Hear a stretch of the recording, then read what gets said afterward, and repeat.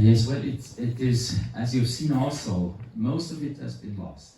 There must have been much more, but it's still a lot, and it is indeed, it's the largest collection that comes from the medieval period, that has remained in the original spot, even compared in Ireland also, so it's actually the largest collection. It's about 15 to 20 items that have remained here. But there must have been dozens more at one time. So we still have this sense of loss also, but it is an important collection. And of course this has to do because in the tradition Gaul was Irish, and so this motivated Irishmen who were on the continent to bring books to St Gallen. Yes, it's in the same codex I showed you that has the story of Marcus and Marcellus. It's Eckhard IV who writes about Notker, this Notker again, who has a dispute with the devil, and he's under pressure, and he takes the staff of the Cambuta of Columbanus, and throws it to the devil, who is in the form of the dark, and the Cambuta breaks. And since then, this is the last information we have about the staff. It's 11th century, since it disappeared after. And you know, there is another staff they say comes from Columban in Füssen, so it seems to have multiplied. But what is interesting about the Cambuta is that the first time that the word Cambuta, which is really Irish, is mentioned in writing is the life of St. Gall. And this is another, it's another hint that Gall was indeed Irish, because otherwise how would they know the Irish word Cambuta in St. Gallen if they would not have a direct connection to that. And this is important also because the Cambuta is when an abbot gives a Cambuta to some younger monk, he makes him the new abbot. This is, as it can be interpreted as a ritual of investing somebody with the office of abbot.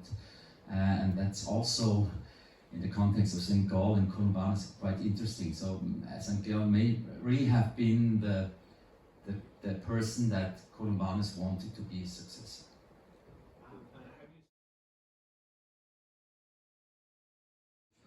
Yeah, that's the question for palimpsests. Palimpsesting, so that's the reuse of manuscripts, erasing out and reuse them.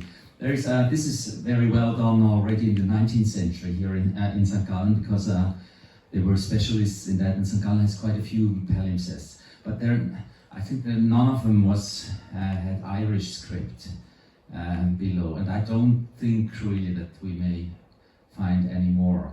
But of course, modern science is a big thing now in manuscript science and manuscript scholarship also. And we have a project at the moment with the National Museum of Ireland, and also with Cork, the University of Cork. That's Inks and Skins is the name, the title. And they take DNA, so they take a little bit of material from a parchment, and they make DNA analysis, and the aim is to find out where did probably the calf eat his grass, so where does it come from? And the database is not yet where it should be, because you need comparison, but they're working on that, and the corpus is getting larger and larger. And I saw first results, and they're really interesting, because I think it's more and more clear that these manuscripts were really written in Ireland. Maybe we can even find out where in Ireland, but maybe not, we don't know. But because they were really made differently than the parchment on the continent.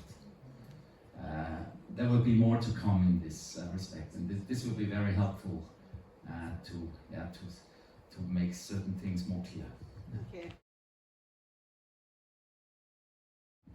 Yes.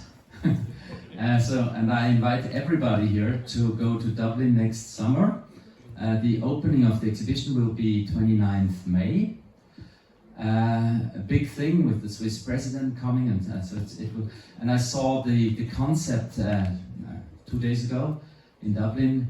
It will be a wonderful, really fascinating exhibition with 18 manuscripts we brought from St Gallen, and they really embed this and tell the story with many other sources and information about how did they travel, what were the ideas, the techniques of the time, the ideas of the time, in a good way, not in a so it communicates to our society today. I was really very, very happy when I saw this 2 days ago, and I can just cordially invite you to visit this exhibition next year in Dublin. From when to when? From 29th of May till I think October, but you'll have to check that. Where is it? In Dublin at the National Museum of Ireland. The one.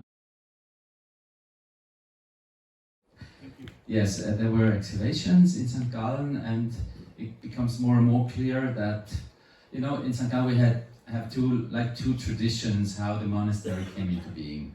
One is we have St Gall, who was more or less a hermit, and then he died, and there was some worship, but actually Autran in 719, 100 years later, founded the real monastery. I'm more inclined to not believe that anymore. To me, I think St. Gall really founded an Irish kind of monastery that may have looked a lot like Bangor, just much smaller, only 12 monks. But in that way, with single huts for the Cenobites, the single monks, and a common church in wood, a wooden church. And they, with the abbot as a charismatic leader, not with a rule in that sense. The abbot is the rule, basically. And we also have evidence now archaeologically that in the first half of the 7th century we have a settlement that is larger than just hermitage. You know, it's not just one single hut. It is probably 12 or so single huts and a church. And also they, you know, when you come, this was all wood. And so when they came, they had to fell the trees first. And if you have a garden, you know how much work that is to fell a wood. And so you wouldn't do that unless you really need to. And they have about 60,000 square meters were already cleared in the 7th century, so you wouldn't do that just for a single person. So there is evidence that there must have been something, and it was of course pioneership, also monastically in that region. So they were actually the first to live in a monastic way was St. Gall, and then they transformed it in the 8th century to a more Italian way of monasticism. So they introduced later on the rule of Benedict and stuff like that. So basically, I think that the history of the monastery of St. Gallen is a bit dark, but it actually starts with Gall and not just with Autran.